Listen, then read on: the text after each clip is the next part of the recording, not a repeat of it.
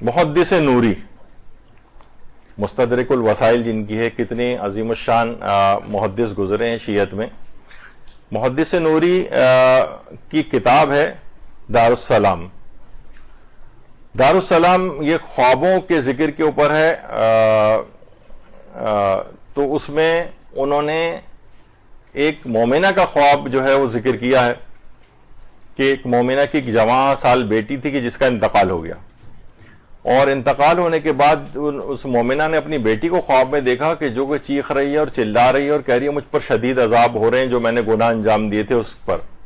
اب اس بیچاری کی آنکھ کھل جاتی ہے، بہت پریشان ہوتی ہے، اور ظاہر ہے کہ کوئی بھی اپنے مرحوم کو اس انداز سے دیکھے تو اس کو پریشان ہوتا ہے کہ اخروی زندگی میں کیا ایسا ہو گیا اس کے ساتھ.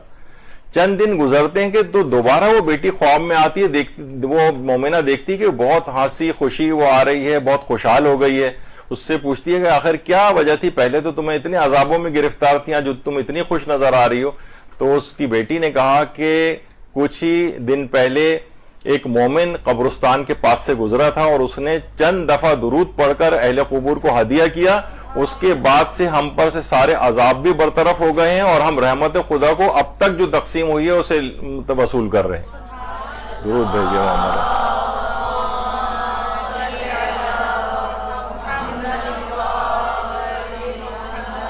یہی وجہ ہے کہ خود ایران میں بھی مرحومین کے ایصال ثواب کے لیے یہ درود کے ختم کی محافل منعقد کی جاتی ہیں، اور بہت ساری اگر آپ ویسے فوٹوز بھی اگر اس کے اوپر گوگل کر کے دیکھیں تو اس میں جو ہے وہ اس مرحوم کی ایک تصویر جو ہے وہ لوگ دائرے میں بیٹھ جاتے ہیں، اس کی ایک تصویر بھی رکھ لیتے ہیں. ذرا اس کا بھی ظاہر ہے کہ امپیکٹ ہوتا ہے کہ اس مرحوم کو ایصال ثواب پہنچانے کے لیے یہ 10,000 دفعہ درود، 1,000 دفعہ درود، 1,00,000 دفعہ درود یہ کر کے اس کے بعد ظاہر ہے کوئی جو بھی کھانا پینا یہ وہ سب مہمانوں کے لیے اگر کریں تو یہ بہرحال ایک بہت اچھا ہے. کہ ہم سوچتے ہیں کہ شاید ہر دفعہ ایک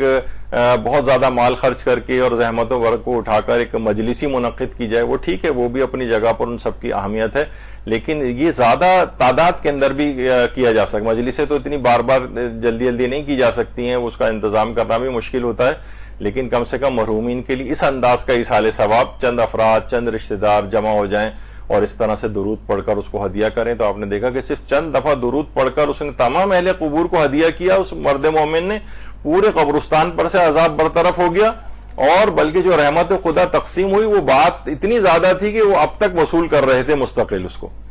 تو بہرحال یہ درود کی جو برکتیں ہیں وہ اس میں یہ بھی شامل ہے. اب فقی ہے